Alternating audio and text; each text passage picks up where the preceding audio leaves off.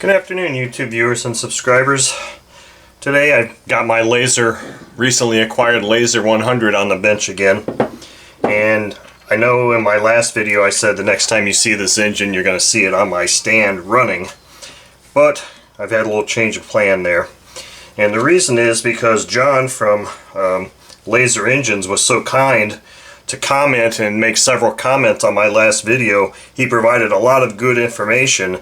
And in some of those comments, at least 2 times, he recommended that I take the front housing off of this engine and inspect the bearings before I attempt to run it. He said because this engine will not stop running if it loses a bearing and it'll just eat it. So I think these bearings feel fine. In fact, I have a theory that this engine has actually been, I won't say rebuilt, I'll say I think this engine has had the bearings replaced in it since it was new. Since this was new in 1995, because that's how they feel. If these were the original bearings from 1995, I'm a monkey's uncle.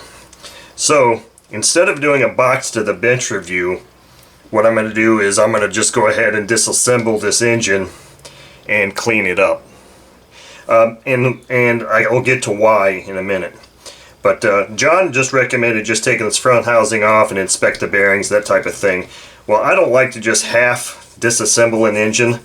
And off camera I had removed the exhaust and carburetor.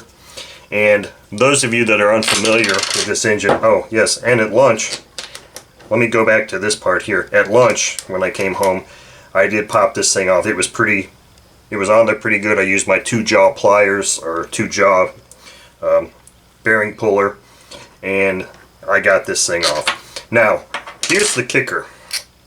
Let's go back to the bearings first. So, you can see here that this has got a rubber shielded bearing on it, which is probably the only way to go with this engine because this drive washer doesn't have a flange that covers at all, and John did say that, I know I had mentioned in my first video that I was unsure about that gap. Well, apparently the gap is normal and expected, and of course you're going to have a gap if you don't have a flange here like the Sato and other prop drive washers kind of cover that. So here, that's going to make this, if you're going to have a gap there, it's going to make it very critical that you have a sealed bearing, a good sealed bearing, not a ZZ with a metal shield, but a rubber shielded bearing here. So just looking at this, it does look pretty good. So let me go back. And I also mentioned in that first video that the prop nut on this thing was pretty gnarly. Well, luckily I found 2 others that are not so bad, and one looks almost brand new that I'm going to use on that. So, those of you that are unfamiliar with these engines, as I was until yesterday, the exhaust and carb insert directly into the top of the head, and they're held in place by like basically what amounts to a hose clamp. Kind of looks like a hose clamp, but they're O-ring sealed, which is always a great thing. So I just loosened these 2 screws here, just enough to release tension on that. And let me move this out of the way and talk about these things. And pulled that out. Now these O-rings are also a British size, information I got from John. So the one that was on the carb was extremely flat, and before I turned the camera on, I'm sitting there picking at it with my O-ring pick, and I managed to break the one that was on here, so obviously it came off pretty easily then. So I'm like, okay, great, this sucks. I didn't do the same thing with this one, which I probably could have. So I go out to my typically 98% useless Harbor Freight set of O-rings, and luckily one fits this thing perfectly. So I think I'm in good shape there. But that leads me to why I want to do a complete disassembly here of this engine, because in the first video when I showed you the inside of the top of the piston does not look black. It doesn't look bad at all, but last night when I looked down in here in the exhaust valve stem, let's see if I can get in here and show you before my camera decides to not want to focus. I'm going to see if I can shine this in there. Can you see that? I'm looking at it through the LCD screen, so I'm not sure how good it's going to look. There is a considerable amount of exhaust buildup on that valve stem. So what I'm saying basically is that the buildup on that exhaust valve stem does not seem to match what the top of the piston looks like. And since John highly recommended taking this thing, or at least inspecting the bearings, I'm probably going to go ahead and tear it down. Now, I had some real concerns about breaking loose these 5 head screws. And John had said, well, you know what, you may just have to nail it with a center punch, or a punch, not a center punch, a punch, and give it a good impact. I had several 3/32 wrenches here. Obviously this L isn't long enough to go and reach this one, so that sucked. So I went and I borrowed this one from work, a T-handle. And of course, being 3/32, it starts to want to twist on you.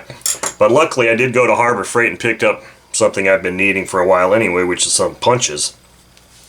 So I did what John suggested on this table. I just gave these a wrap, and then I crossed my fingers and legs and attempted to break these screws free, hoping that I didn't screw something up. Well, the good news is I broke them free, and I don't think I screwed anything up. I didn't unscrew them completely because I'm not going to do that.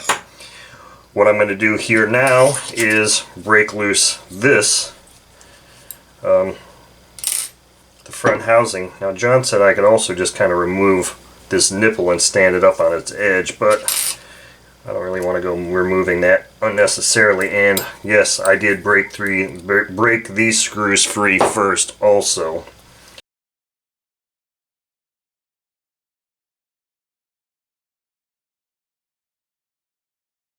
Let me make sure, just for the heck of it, let me see if it's at top dead center before I go ahead and take that off. Intake, okay, now it is at top dead center right now. I don't know how, okay, that's going to come off really easy. Okay, here we go. Oh, yuck, that's gross. Looks like somebody used some kind of clear silicone gasket sealer on here. So I don't know if this actually had a gasket on it to begin with. It has an O-ring seal, which typically means you don't need a gasket or sealant. So the last person that was in this engine, I don't really know that they knew what they were doing. But let's move this to the side for a second here. Get this crap out of here. I don't know if, oh yeah, okay. So this also kind of leads me to the conclusion, or makes me think that this thing was just rebuilt, because see how much effort it's taken me to pull that out, which is not much at all.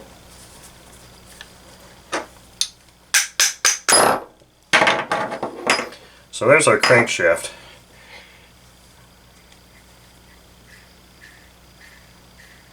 That rear bearing feels fine. The front one's not going to spin as freely because it's rubber shielded. I'm saying that these bearings were good. So, with that said, I think we're in good shape here. But I'm going to wipe down all these parts real good. So there's our beefy crankshaft. Pretty cool. Just going to lightly put that in there. Now let's see what we've got in here. Now this is where this engine starts to become very much like an Enya, in that it's got the rear rockers, obviously. It's got the same type of timing wheel thing. Pretty nasty in there. I'd say it's been a while. It's been run since it was refurbished, but pretty nasty. So obviously this thing would need to be at top dead center before I take the back plate off. So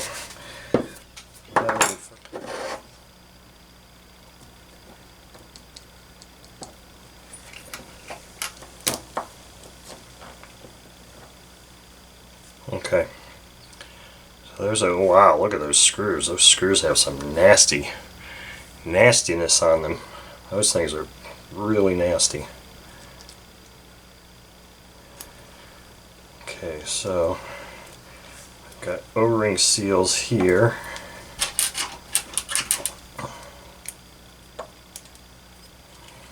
Trying to get out.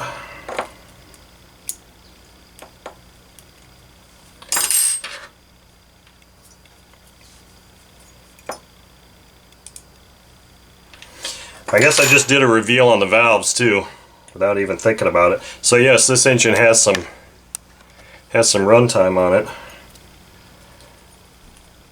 Man, those are, they don't even feel like, they're just so nasty. I'm not even sure they're going to want to come out of there. I may just have to put this in the ultrasonic like this. I don't really want to, but for some reason those just don't want to come right out. Okay, so yeah, my theory is that whoever replaced bearings on this thing did not do anything as far as cleaning the engine at all. So this cylinder should just come right off, just like that.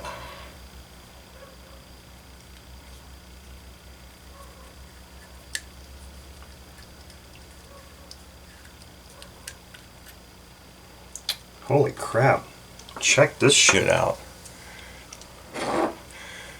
I've never seen this on an airplane or on a glow engine airplane. A double ringed piston. Both rings look good. That piston pin comes out. All of this stuff can get cleaned up. See if there's a mark on this thing. It's chamfered here. Looks like it, so that's the front. Okay, so we're getting some parts done here, taken apart. Hopefully, damn it, zoomed in too far. Okay, so here's where it gets interesting. This is where this needs to stay like this for me to take this back cover off and then take pictures of the timing. So I'm going to have to take pictures. Once this back cover comes off, hopefully those gears don't stick to it.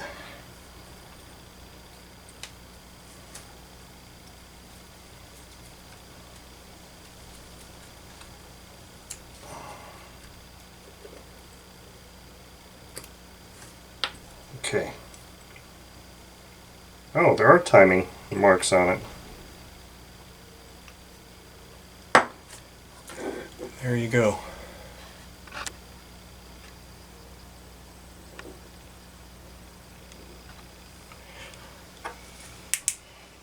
There's a dimple here, and a dimple here. I hear you, Chloe. I'm coming to feed you very soon. So there are timing marks, and I'm going to get my other camera and take some quick pictures of this before I disturb anything else. So this cutout is at top dead center, which is where I believe it's supposed to be. At least that's going to be my reference. Top dead center. Tappets are probably all the way down.